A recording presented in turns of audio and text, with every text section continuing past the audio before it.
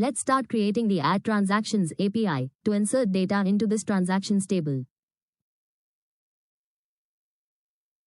Here, I am creating the transactions controller to manage the functionalities of the Add Transactions API.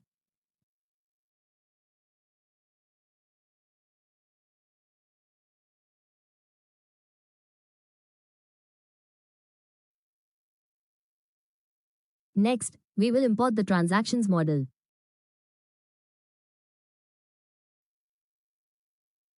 Now we will create a function to calculate tax.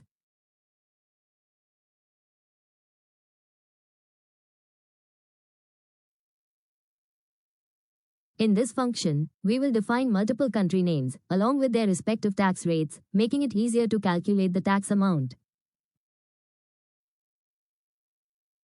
This function will return an object containing the calculated tax amount and the total amount, including tax.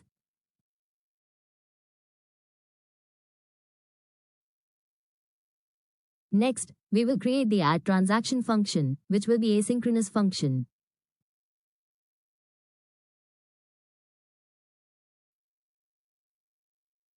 Now we will extract use ID, code, date, amount, and country values from the request body. After this, we will check if all required fields are provided. If any of them are missing, we will throw a 400 error stating all fields are required.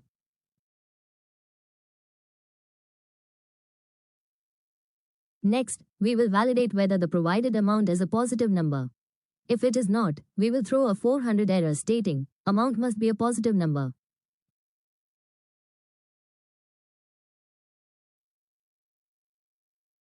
Then, we will calculate the tax and total amount using the tax calculation function. To do this, we will pass the amount and country values received in the request body.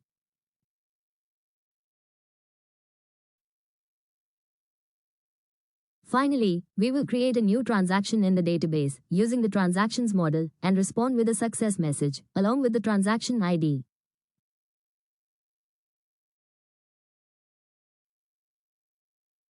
Next, the catch block will handle any errors that occur during the process.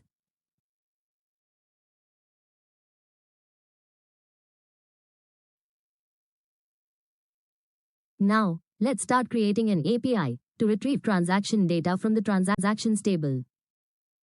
We will include this API in the dashboard controller because transactions are made by different people, but they will be displayed on the dashboard page.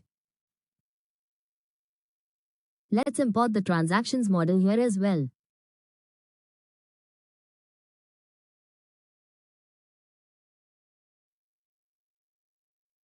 Next, we are defining an asynchronous function named getAllTransactions that accepts request and response parameters. Then, we will fetch all records from the transactions table using SQLize's findAll method.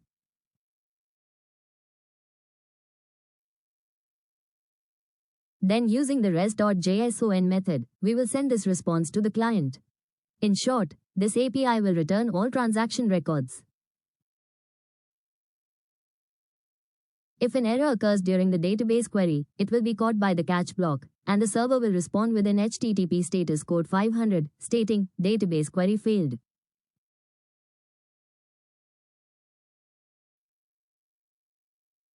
Now, we definitely don't want any random person to access these APIs and get a response. So, we will use middleware, which will act as a security checkpoint.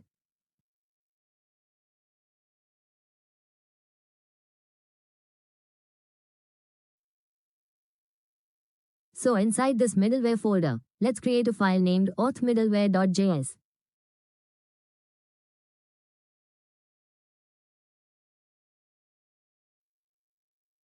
Guys, don't forget to keep a track of this architecture.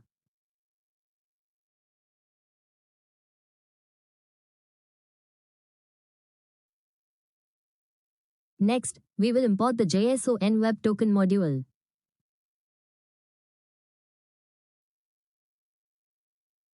We also need a .env file to load environment variables.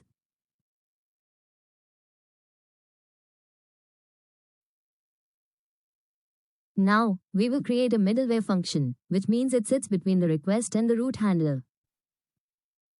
It will take 3 arguments: request, response, and a function that passes control to the next middleware or root handler. Next, we will extract the token from the request header. If the token is missing, the function will immediately return a 401 unauthorized error, indicating that the request is not authorized. Inside this try block, we will verify and decode the token.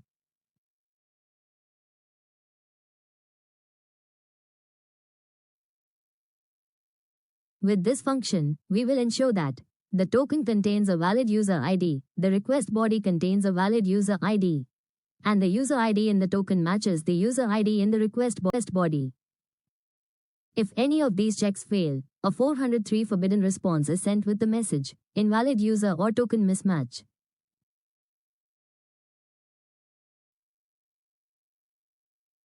If authentication is successful, the decoded token containing the user's information is attached to request.user. This allows other root handlers to access the user's details without needing to decode the token again.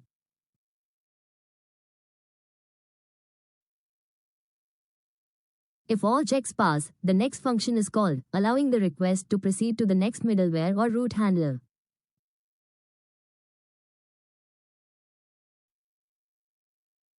Finally, if the JWT verify function fails due to an invalid or expired token, an HTTP 401 unauthorized response is returned with the message, invalid token.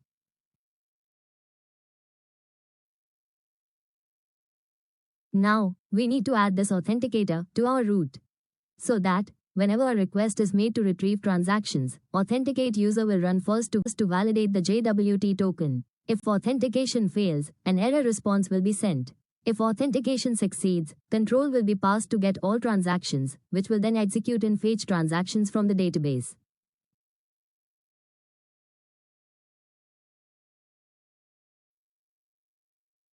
Now here we will use authenticator for add transaction root to.